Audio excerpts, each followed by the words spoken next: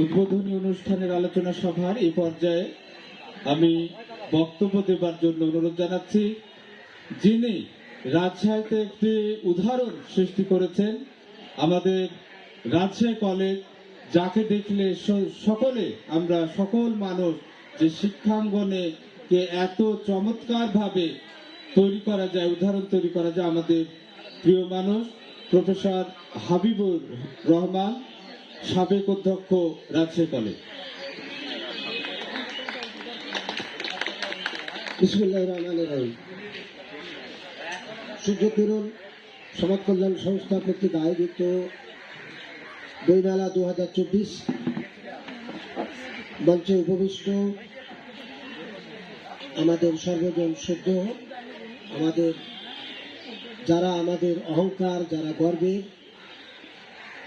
যারা আমাদেরকে পথ দেখায়, পথ প্রদর্শক, যারা এখনো মুক্তিযুদ্ধের ইতিহাসকে তরুণ প্রজন্মের মাঝে তুলে ধরেন, তাদের কথা, তাদের লেখা, তাদের রচনায় আমাদের বীর মুক্তিযোদ্ধা professor doctor Ruhul Amin sir উপস্থিত আছেন। আমাদের আরেকজন প্রিয় মানুষ মোহাম্মদ ডক্টর আব্দুল মান্না, আরেকজন বীর মুক্তিযোদ্ধা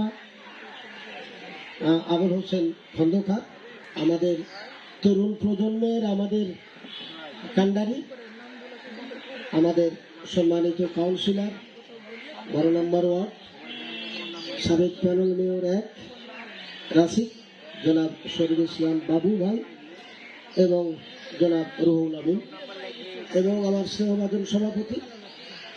বেশ কয়েকদিন থেকে বইমেলা সম্পর্কে ছেলেটাকে যা দেখি, বারবার আমার কাছে যাই, বাবু ভাইয়ের কাছে যাই, আমি তাড়িত হই। এই যুগে, যে স্মার্টফোন ইন্টারনেটের যুগে, কিছু সংখ্যক ছেলে মেয়ে তাদের সময়কে ব্যয় করছে, আমি বলবো যে অপব্যয় করছে অন্য কাজে, যে কাজ ব্যক্তি বা সমাজ বা পারিবারিক জীবনে কোনো কাজে আসে না। অপরপক্ষে কিছু তরুণ, কিছু সৃজনশীল তরুণ, কিছু ক্রিয়েটিভ তরুণ এই সমস্ত আয়োজনের জন্য তারা দীক্ষা নেয়, তারা বিভিন্ন জায়গায় অন্য হয়ে ঘুরে। সেরকম তোমার ডাক নামটা কি জানো? সাহিত্য। এই সাহিত্যকে আমি দেখি, তার সঙ্গে আরেকটা ছেলেকে দেখি। মাননীয় মেয়র মহোদয়কে আমি বলেছিলাম, তিনি তার সময়ের অভাবে, অর্থাৎ তিনি এখন ঢাকায়, এখানে আসতে পারেননি, কিন্তু যারা আসছেন এখানে, আমাদের এখানে যারা আসছেন, যে 3 জন বীর মুক্তিযোদ্ধা এখানে আসছেন, আমি মনে করি আমাদের মঞ্চকে আজকে যে এত আলোকিত করেছে, এত ভারী করেছে, তাদের প্রতি আমার সশ্রদ্ধা সালাম। বলা ভালো, স্যার এখানে আছেন বাংলা প্রফেসর, যে আমরা বাঙালিরা মানে বই বিমুখ, বাঙালিরা এটা বই বিমুখ, এটা সৈয়দ মোস্তফা বলে গেছেন। যে তিনি এও বলেছেন যে কি স্যারে আমার মনে পড়ছে না, যে রুটি মদ শেষ হয়ে যাবে, প্রিয়ার কালো চোখ ঘোলা হয়ে আসবে, কিন্তু বইখানা অনন্ত যৌবনা, যদি বইটি তেমন হয়। এরকম আমি হুবহু বলতে পারলাম না। তো বই হলো জ্ঞানের একটি আধার। সেই বইমেলায় আমরা এসেছি। নিছক যারা আসছেন তারা ফ্যাশনের জন্য না, যে বইমেলা আসতে হয়, নিশ্চয় এই যে জ্ঞানের আধারকে খুঁজার জন্য বই যে ক্রয়ের যে একটি অভিপ্রায়, আমরা তরুণদেরকে যেমন উদ্দীপনা দেব, উজ্জীবন করব, তাদেরকে আগামী দিনে চলার জন্য উৎসাহিত করব, অনুপ্রাণিত করব। আমি আশাবাদী এরকম তরুণ যদি হাজার হাজার তরুণ এরকম জন্ম নেয়, তাহলে নিশ্চয় আমাদের যে বঙ্গবন্ধুর যে সোনার বাংলা, সেই সোনার বাংলা এই যে সাংস্কৃতিক অঙ্গন থেকে একটি নিরবচ্ছিন্ন যে ভূমিকা রাখবে, এটি বলা বাহুল্য। আমি সূর্যকিরণ সমাজ কল্যাণ সংস্থাকে ধন্যবাদ জানাই।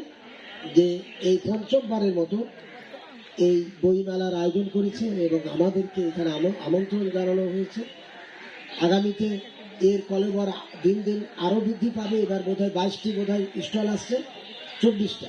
নিশ্চয়ই এর কলেবর আগামীতে বৃদ্ধি পাবে।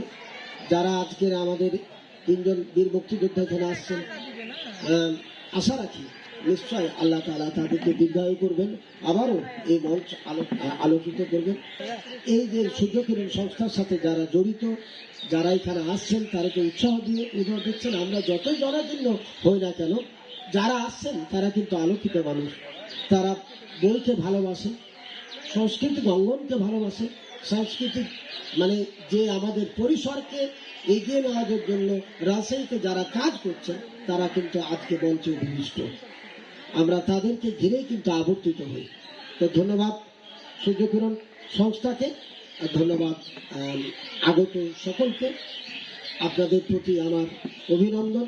এবং আমরা যারা এখানে আসবো এই 5 দিনে, নিশ্চয় আমরা ভালো বই আমরা ক্রয় করব এবং অন্যকে ক্রয় করার জন্য আমরা উদ্দীপনা দিব, আগ্রহ জন্মাবো। তো জয় হোক এই সূর্যকিরণ সমাজ কল্যাণ সংস্থা, জয় হোক বাংলাদেশের। ধন্যবাদ সকলকে।